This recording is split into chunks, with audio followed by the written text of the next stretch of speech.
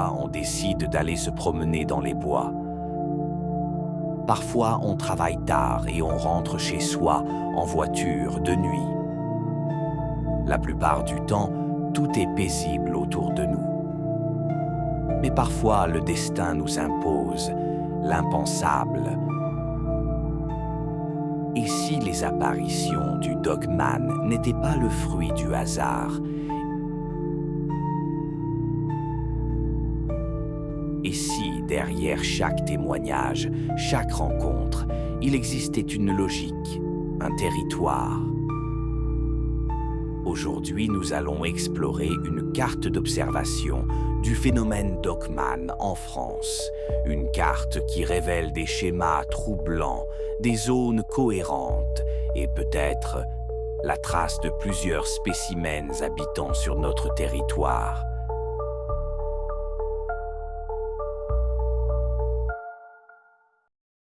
Salut les amis, alors je suis très content de vous retrouver pour cette nouvelle vidéo, ça fait un bout de temps. Alors ça va être une vidéo un peu spéciale, un peu sympa, que j'ai essayé de travailler du mieux que j'ai pu. En fait on va analyser la carte de France des observations de Dogman. J'ai répertorié les observations, les différents témoignages qu'on peut trouver sur Connexion Mystère. Et je les ai placés sur une carte de France sur Google Earth. Alors pourquoi les témoignages de Connexion Mystère? Parce que pour moi c'est les plus crédibles. Il y a déjà quoi faire en plus dessus. Donc j'en ai sélectionné une quarantaine. Je les ai pas tous pris, j'ai pris ceux qui parlaient déjà uniquement du Dogman et pas des autres observations un peu bizarres. Et j'ai également pris que ceux qui sont en France en fait. J'ai pas pris les dom-toms ni la Corse. C'est vraiment ceux qui sont en métropole on va dire quoi. Parce que ça m'a semblé, dans un premier temps, ça m'a semblé plus pertinent de faire ça. De toute façon, c'est une carte qui est évolutive, hein. Par la suite, elle sera de plus en plus fournie. À chaque témoignage, je la compléterai. Donc on pourra avoir des renseignements encore plus précis sur le phénomène Dogman et où il apparaît, où se font les observations. Donc là, je me trouve au-dessus de Èze village.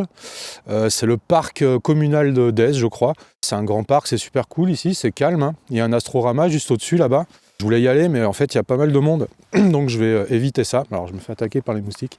Donc voilà, je vais plutôt rester perdu dans les chemins, à la cool, tranquille. Alors, pour faire l'analyse de la carte des observations faites en France, je me suis fait aider par ChatGPT Pro, pour qu'il me fasse, lui, l'analyse. Parce que moi, je suis totalement incapable de faire ça, hein. C'est pas du tout mon boulot, et j'y connais rien. Je lui ai demandé de me faire des analyses, plusieurs analyses, vous allez voir, je vais vous expliquer ça. Vous verrez, j'ai fait ça en plusieurs étapes, afin de ne pas l'influencer en fait dans ses recherches. Voilà, je me suis dit que, vu que c'est un truc qui est quand même assez influençable par rapport aux mots qu'on emploie, par rapport aux mots qu'on lui donne, j'y suis allé vraiment step by step, quoi. Bah, écoutez les amis, on va tout de suite attaquer le sujet, et vous allez voir, il y a des trucs plutôt surprenants. Alors j'ai pas tout en tête, hein, donc j'ai pris mes notes sur l'iPad. Là il y a les résultats de ce que ChatGPT m'a dit. Donc je vous lirai des passages et vous étonnez pas si je lis souvent la tablette, parce que c'est quand même pas évident. C'est parti, je change d'endroit et je vous fais la première étape de l'analyse géographique. Alors les amis, en regardant les rushs que j'ai tournés dans la forêt là-bas, je me suis rendu compte que je vous ai pas expliqué comment j'ai procédé pour mettre ces cercles. Comme vous pouvez voir sur la carte, donc il y a des petits cercles et des grands cercles. Alors les petits cercles, ce sont les endroits précis des observations où la personne a bien voulu donner le lieu précis, quoi, avec le nom de la ville et des fois même le nom de la route où il a fait son observation. Et les grands cercles, bah eux, c'est les endroits où le témoin ne disait rien à propos de son lieu d'observation, sauf le département ou la commune, ou voilà. Donc c'est quand même vachement plus vaste. Donc j'ai fait des grands cercles. Voilà, vous savez tout, et la vidéo dans la forêt continue.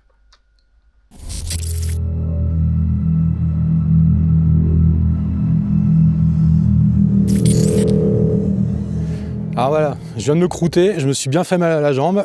J'espère que je vais pouvoir continuer à marcher dans les minutes qui suivent. Voilà, ça arrive. J'ai glissé là en fait. Voilà, j'ai descendu ce truc et bien sûr j'ai glissé. et je me suis ruiné. Voilà, bon, écoutez, c'est les risques du métier. En tout cas, regardez, on est dans un petit lieu étrange et sympathique. Là, il y a comme des voûtes, je ne sais pas ce que c'était. Et derrière, il y a comme un petit couloir là de rochers.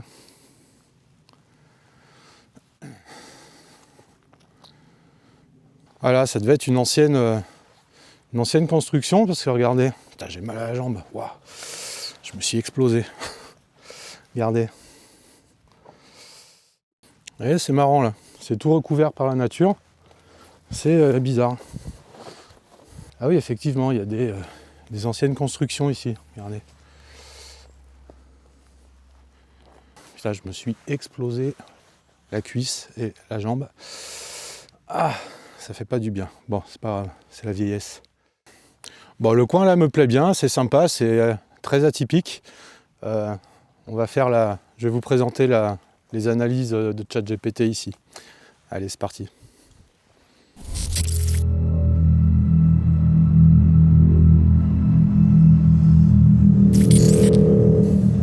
Alors comme je vous le disais, dans un premier temps, j'ai demandé à ChatGPT de me faire une analyse neutre, sans lui préciser aucune indication sur le type d'observation que les témoins ont fait. On peut considérer ça que c'est comme un facteur qu'on appellerait en algèbre une inconnue, un facteur X. Donc j'ai donné la carte de France que vous avez vue avec les repères et je lui ai demandé à quoi pourraient correspondre ces emplacements. Parce qu'en effet, quand on voit tous ces repères sur la carte, on voit que ça dessine comme une empreinte, comme un réseau de présence. Donc les premiers résultats de cette analyse neutre, ils sont plutôt troublants. Et donc je vais vous montrer ça d'une manière objective. Donc dans un premier temps, je lui ai demandé de faire une analyse géographique brute. Et voilà ce qui me ressort. Il me dit qu'on observe une forte concentration entre le Massif central, l'Auvergne et le sud du Limousin. Les cercles les plus grands s'y superposent, notamment deux au sud-ouest du Massif central. Ensuite, on a une seconde bande d'activité qui part du sud-est vers le nord-est, ce qui pourrait évoquer un axe montagneux ou une zone de transition écologique, parce qu'il y a des massifs forestiers et des zones peu peuplées. Alors il y a aussi quelques points isolés qui apparaissent, comme en Bretagne, probablement autour du Finistère et du Morbihan, dans le sud-ouest, près des Landes et de la Charente, et aussi en Bourgogne-Champagne, où il y a des observations beaucoup plus dispersées. Alors ChatGPT m'a aussi sorti des structures et des alignements possibles. Alors il y aurait un axe sud-ouest-nord-est qui part de la Gascogne vers le Jura en passant par le Massif central. C'est un type de couloir de relief ou une route naturelle empruntée par des animaux, des phénomènes météorologiques ou des couloirs énergétiques. Il y aurait également une zone charnière, proche de la Haute-Loire et du Puy-de-Dôme, qui serait un point de convergence de plusieurs cercles. C'est un possible épicentre d'activité ou un nœud énergétique. Et on a également une bande méridionale où les ronds forment un arc en fait, entre les Pyrénées-Orientales jusqu'à la Provence. C'est souvent lié à des zones forestières denses et peu urbanisées. Alors de là, je lui ai demandé aussi de me sortir des hypothèses humaines ou naturelles sur ce que pourrait être le phénomène. Toujours en version neutre, sans qu'il sache du tout à quoi ça correspond. Donc il me dit que ça pourrait lui faire penser à des phénomènes naturels localisés, comme de la migration d'animaux nocturnes, des loups en l'occurrence, et des cervidés. Après il me parle d'activités humaines spécifiques. Pourquoi ? Parce qu'en fait, suivant les lieux, il y a beaucoup de sites anciens, de zones minières, de bases militaires ou des zones à faible densité, où les témoins remarquent plus facilement des anomalies. C'est vrai que quand on est là comme moi, je suis perdu dans la nature, le moindre truc qui va se passer, je vais le capter, on va le voir. C'est plus facile à voir ça que quand on est en ville. Alors de là, on peut tirer une conclusion provisoire. On peut voir que la carte montre un gradient central et montagneux avec un cœur d'activité dans le Massif central et qui est entouré de zones satellites dans le sud-est et le nord-est. Cela pourrait évoquer soit une population d'êtres ou d'animaux répartis en zones de relief continu, soit un phénomène géographique corrélé aux montagnes, aux forêts et aux vieilles routes de transhumance, ou encore à un réseau de sites anciens ou mythologiques suivant les lignes de relief ou d'énergie naturelle, comme les failles, les veines d'eau ou les zones telluriques. Alors on peut aussi remarquer que les points d'observation ne se comportent pas vraiment comme une véritable espèce animale. Il existe des zones plutôt fixes à apparitions multiples. On peut aussi remarquer que ces points sont souvent reliés à des reliefs, à des frontières de vallées et à des sites humains anciens, et qu'il n'existe pas de corrélation écologique claire, comme des passages de rivières ou une certaine altitude ou une certaine saisonnalité. Alors de là, on peut avancer que si on prend en compte que ça ne correspond pas vraiment à des principes de biogéographie animale connus en France, on peut arriver logiquement à quelque chose qui se manifeste de manière localisée, quelque chose de non animal et possiblement lié à des sites à charge symbolique, voire énergétique.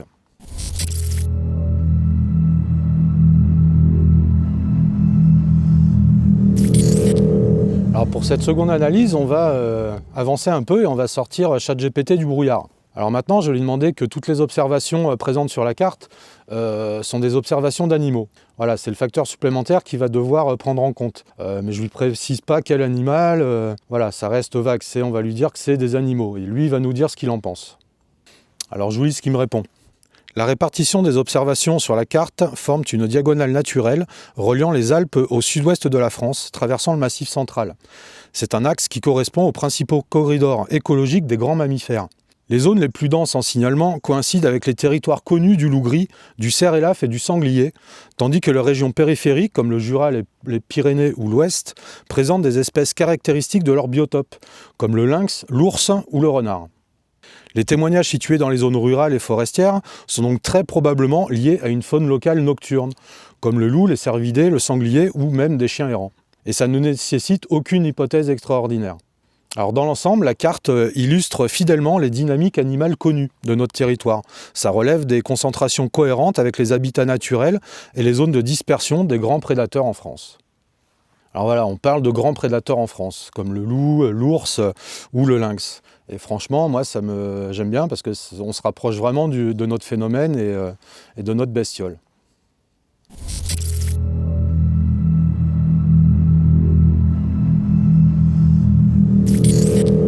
Alors on va continuer à avancer, à préciser un peu plus à ChatGPT vers quoi tend notre analyse.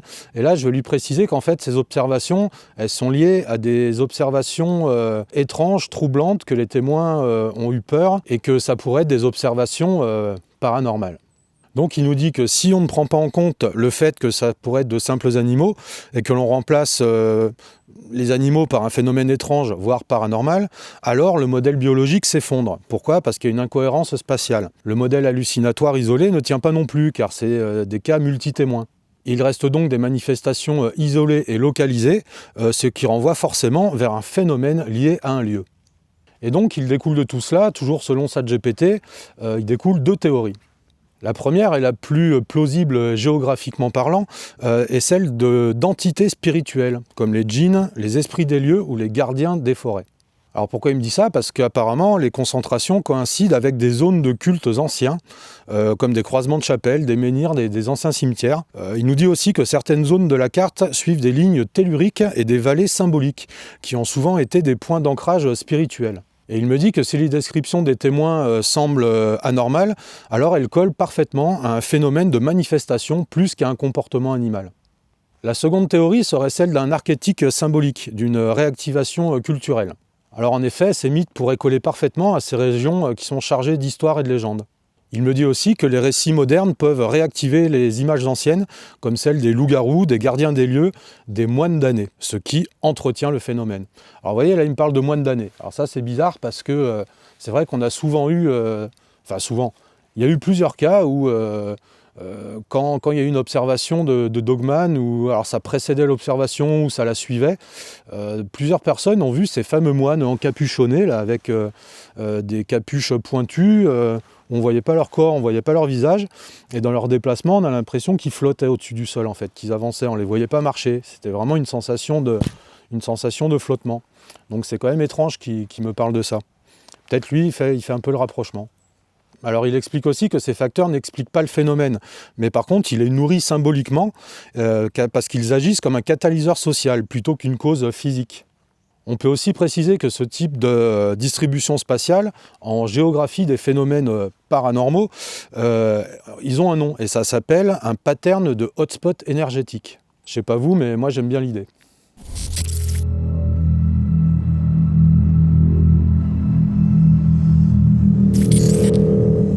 Voilà, pour finir cette analyse, où là on va vraiment dire à ChatGPT que les observations sont des observations de Dogman, je vous ai trouvé un petit endroit bien paumé, là, genre de petite clairière. Je ne vais pas tarder à me faire attaquer par les sangliers, moi, ça continue ici.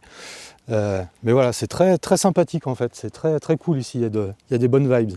Bon, donc pour cette dernière partie, je vais carrément dire à ChatGPT que effectivement, voilà, les observations que je lui soumets sont des observations de Dogman.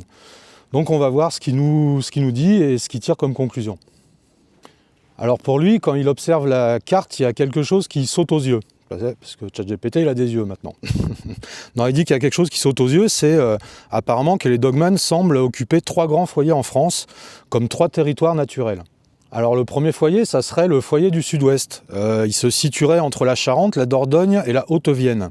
Il dit que c'est ici que l'on trouve la plus forte densité d'observation, à la fois précise et diffuse. Ces zones de forêt profonde, comme le Périgord et le Limousin, sont des terrains parfaits pour une créature fuyante et nocturne. En effet, là-bas, il y a beaucoup de reliefs vallonnés, des forêts épaisses et de nombreuses sources et rivières. On pourrait donc parler ici d'un territoire principal, peut-être celui d'un groupe stable ou d'un spécimen installé depuis longtemps. Le deuxième foyer, c'est celui du Massif central, qui se situe sur le cœur de la France, entre le Cantal, la Haute-Loire et le Pays de Dôme. Le Puy-de-Dôme, pardon, le Pays de Dôme. Il nous dit que là encore, les conditions sont vraiment idéales, parce qu'il y a des forêts isolées, des zones montagneuses et des villages très espacés. Il nous dit que ce secteur pourrait agir comme un carrefour naturel reliant l'ouest, l'est et le sud. Alors en effet, si on observe cette carte, on voit que les flèches de déplacement semblent converger par ici. Ça fait comme un nœud central en fait, avec un point de passage entre différents territoires. Il nous dit que c'est peut-être une zone ou un espace de rencontre entre plusieurs groupes. Après, on a aussi le foyer sud-est. Alors le foyer sud-est, il part du Vaucluse vers les Alpes-Maritimes, en passant par le Var et les Alpes de Haute-Provence. Et on peut observer que les observations forment un alignement régulier. Alors ça ne serait pas une zone circulaire comme les autres, mais plutôt un couloir de déplacement. Ce dernier longerait les vallées du Rhône et du Verdon, suivant les reliefs, comme s'il s'agissait d'un axe migratoire. Il y a même certains témoins du département qui parlent de silhouettes plus fines et plus rapides, ce qui pourrait dire que peut-être les individus sont adaptés à des terrains plus secs. En fait, tout laisse penser ici qu'il s'agirait d'un territoire de passage emprunté à certaines périodes de l'année. Après, il y a d'autres foyers plus isolés qui apparaissent sur la carte, comme dans le Jura, la Franche-Comté, les Pyrénées ou même en Bretagne. Ces points éloignés pourraient être des cas isolés, ou alors le signe que le phénomène est plus ancien ou plus diffus qu'on ne le pense. C'est vrai que dans certaines de ces régions, il y a des chroniques médiévales qui évoquent déjà des créatures lupines humanoïdes, ce qui pourrait faire poser la question: est-ce que le Dogman serait ici depuis bien plus longtemps qu'on ne le penserait? Alors ChatGPT me parle aussi de corridors naturels. Pour lui, il y aurait 3 grands axes, 3 grands corridors.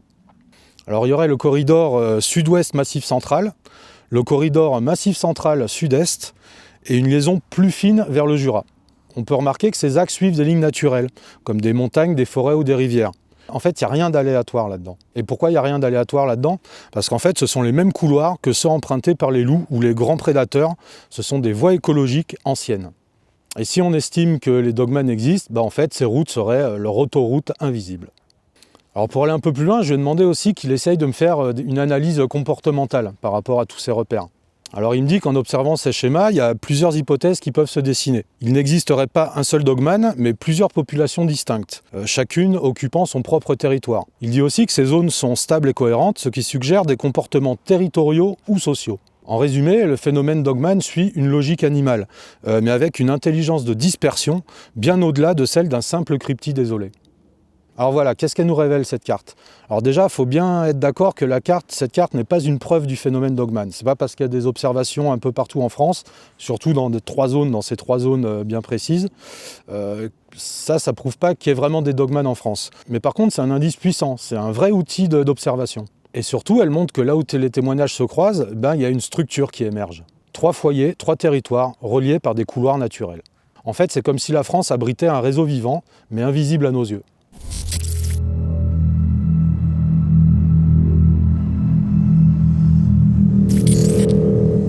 Alors pour conclure, que l'on soit sceptique ou pas, une chose est sûre, les cartes ne mentent pas.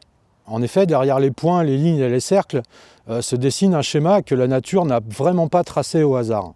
Et de là, on peut s'apercevoir qu'apparemment le Dogman aurait des territoires. Et si on continue à les cartographier, peut-être on finira par comprendre où il vit, pourquoi il bouge et jusqu'où il est prêt à aller. Voilà les amis pour cette analyse de la carte des observations du Dogman. Alors c'est vrai que c'est surprenant un peu tout ça, ça nous amène quelques réponses, mais qui nous amènent encore plus de questions. Voilà, c'est souvent le cas pour ce type de phénomène. Dès qu'on a une bride de réponse, ça enchaîne sur d'autres questions encore plus grandes. Alors les amis, maintenant que cette vidéo est terminée, je vais rentrer chez moi parce que là j'ai super mal à la jambe, je me suis éclaté en fait, vraiment, j'ai pas fait semblant sur ce coup-là. Je vous invite à liker, à partager, à commenter cette vidéo. Vous savez que c'est important pour nous, surtout que désormais l'algorithme YouTube, le nouvel algorithme YouTube nous met complètement à part et ne nous met plus du tout en avant. Je sais même pas si vous recevez les notifications d'ailleurs des nouvelles vidéos qu'on sort, ça vous pouvez me le dire en commentaire, comme ça au moins je le saurai. Donc voilà, c'est important pour nous et il faut le faire, ça vous prend 2 secondes, juste à cliquer en bas là, sur le petit like ou sur le partage, ou même à mettre juste un petit smiley dans les commentaires, voilà, ça fait remonter les vidéos, ça montre qu'il y a de l'intérêt, que notre travail vous plaît et qu'il mérite d'être regardé, d'être soutenu. Voilà. Alors les amis, je vous laisse, je vous souhaite une très bonne fin de journée, de soirée, de matinée, je ne sais pas à quelle heure vous nous regardez. Et je vous dis à très bientôt pour une prochaine vidéo sur Werewolverine. Allez, bye bye les amis.